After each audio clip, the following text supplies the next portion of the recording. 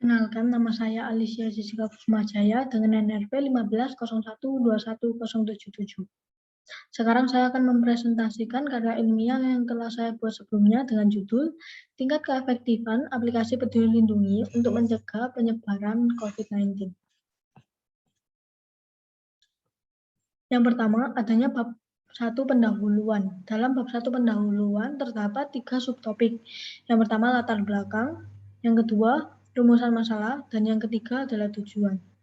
Lalu dalam latar belakang, adanya aplikasi Peduli Lindungi, masyarakat Indonesia dapat mendaftar vaksin, konsultasi dengan dokter, dan dapat mengakses sertifikat vaksin jika sudah melakukan vaksin. Aplikasi Peduli Lindungi juga digunakan pemerintah Indonesia untuk memberitahu seberapa banyak orang yang terinfeksi virus COVID-19, lalu tersuspek terkena COVID-19 di daerah tempat kita berada, dan mampu melacak persebaran masyarakat Indonesia telah mengunjungi mana saja dalam hari itu. Serta adanya warna status dalam QR Code yang ditetapkan aplikasi tersebut guna mempermudah pengecekan oleh petugas yang menjaga tempat publik tersebut. Warna status itu terdiri dari 4 warna, yaitu hijau, kuning, merah, dan hitam. Lalu, subtopik yang kedua adalah rumusan masalah. Rumusan yang saya buat ada 3. Yang pertama, apakah COVID-19 sangat mempengaruhi kehidupan para partisipan? Yang kedua, apakah para partisipan sudah memiliki aplikasi Peduli Lindungi? Yang ketiga, seberapa efektif aplikasi Peduli Lindungi untuk pencegahan penyebaran COVID-19?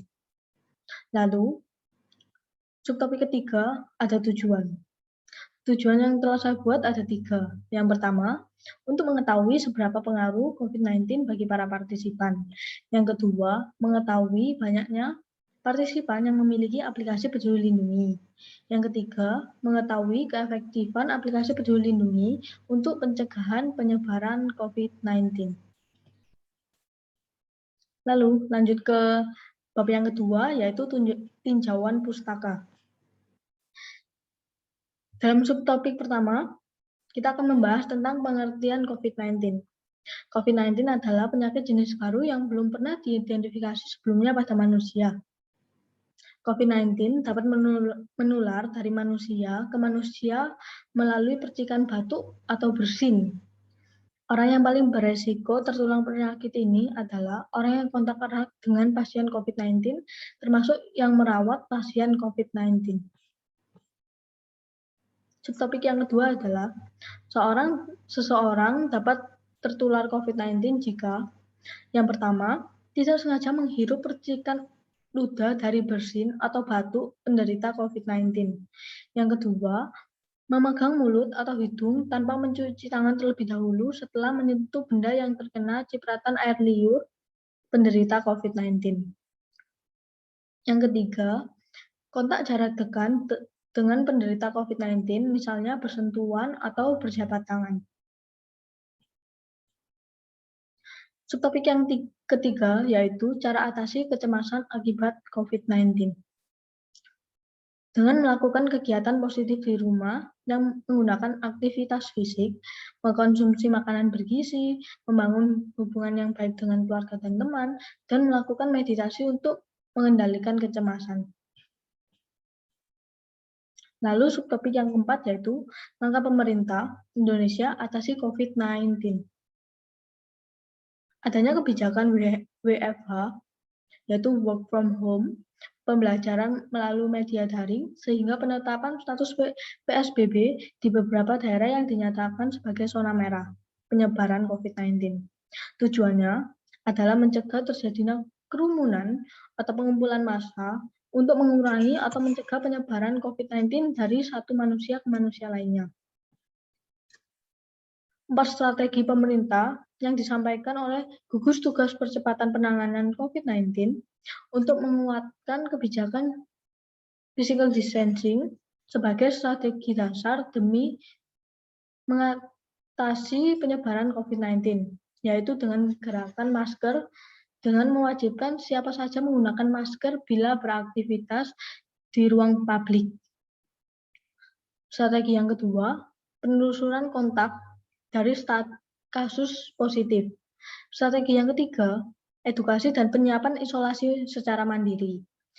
Dan yang terakhir, isolasi rumah sakit yang sering dilakukan kalau isolasi mandiri tidak mungkin dilakukan.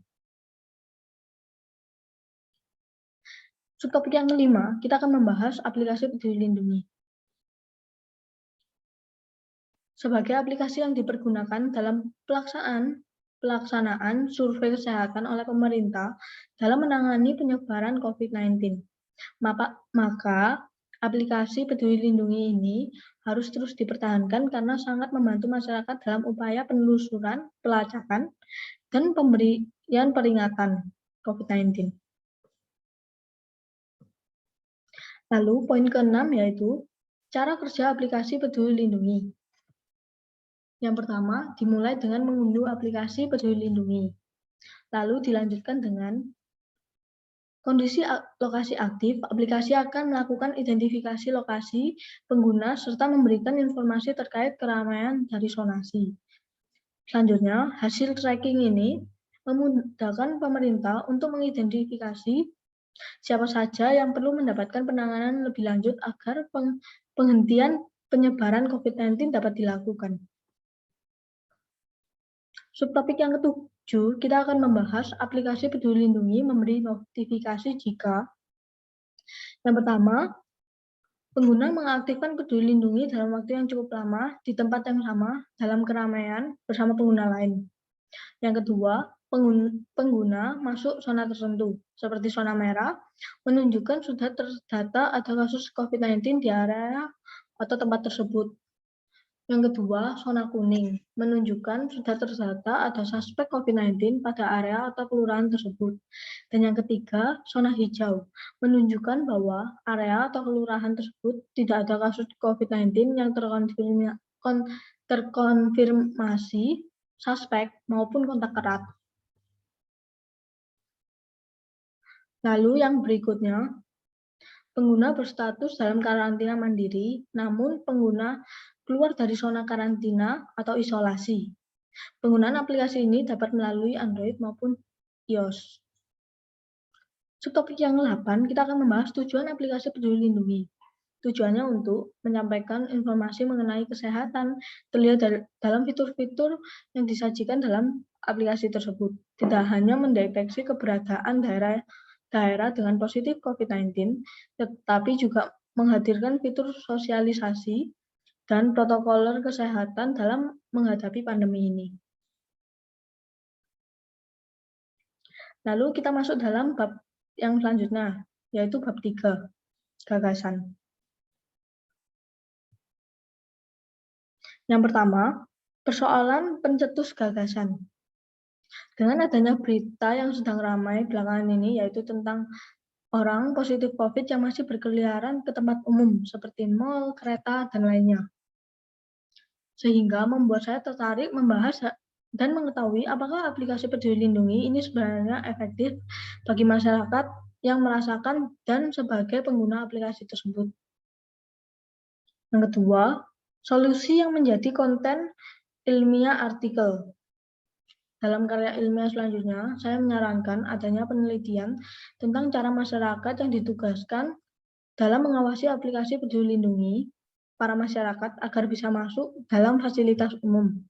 Hal ini dapat digunakan untuk melengkapi penelitian ini agar menjadi lebih akurat hasilnya. Apakah adanya aplikasi tersebut efektif atau tidak?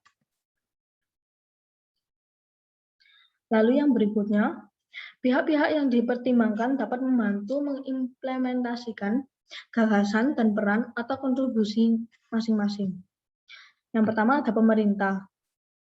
Pemerintah mengawasi dan memastikan sistem pada aplikasi tersebut agar informasi yang ada dalam aplikasi Peduli Lindungi selalu terjaga kerahasiaannya, agar tidak dapat bocor atau bahkan data dibobol oleh oknum-oknum tak bertanggung jawab. Lalu yang dapat dilakukan pemerintah menyediakan layanan dan mempermudah masyarakat untuk mengakses guna masyarakat yang kurang melek teknologi mudah menggunakan aplikasi tersebut.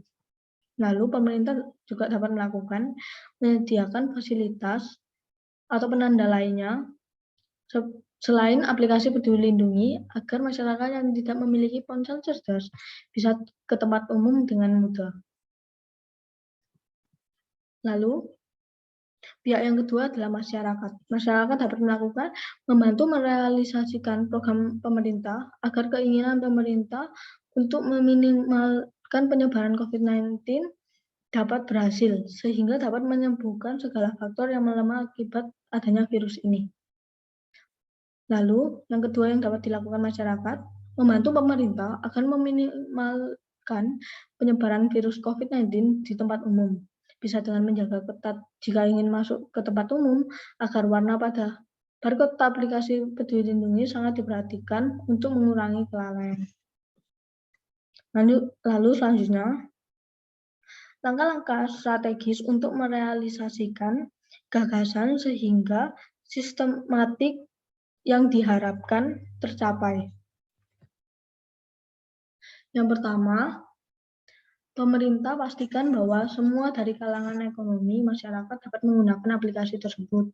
Yang kedua, pemerintah memberi edukasi terkait pengetahuan tentang COVID-19, cara menjaga diri dari COVID-19, penerapan protokol kesehatan yang baik dan benar. Yang ketiga, pemerintah memberi edukasi berupa tujuan, fungsi, serta manfaat aplikasi Peduli Lindungi kepada masyarakat, agar masyarakat tahu bahwa aplikasi tersebut sangat dibutuhkan untuk mengontrol penyebaran COVID-19 di Indonesia. Yang keempat, masyarakat harus meningkatkan rasa pedulinya terhadap COVID-19, sehingga dapat menjaga diri dan masyarakat lainnya dari terkenanya COVID-19 ini. Masyarakat lebih taat. Yang kelima, masyarakat lebih taat terhadap protokol kesehatan yang berlaku di Indonesia. Yang keenam, masyarakat paham cara penggunaan aplikasi tersebut. Yang ketujuh, masyarakat lebih taat terhadap kebijakan pemerintah agar mengurangi penyebaran COVID-19. Selanjutnya masuk ke bab 4 kesimpulan. Berdasarkan hasil tersebut dapat disimpulkan bahwa kebanyakan masyarakat hidupnya sangat terpengaruh dengan adanya COVID-19.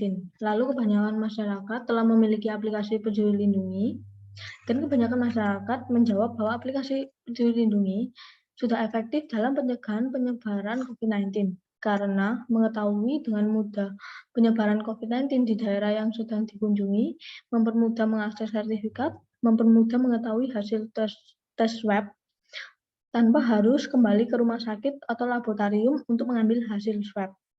Selain itu, juga lebih mudah mengontrol kegiatan masyarakat di tempat umum. Selain itu, pemerintah menggunakan aplikasi Peduli Lindungi untuk melacak kontak jika pernah berhubungan erat dengan orang yang positif COVID-19. Juga selain memberitahukan penyebaran COVID-19 di daerah tersebut, aplikasi ini memiliki fitur sosialisasi dan protokoler untuk siap menghadapi pandemi. Dalam aplikasi ini juga dapat mendaftarkan diri untuk melakukan vaksin COVID-19. Sekian dari saya, terima kasih.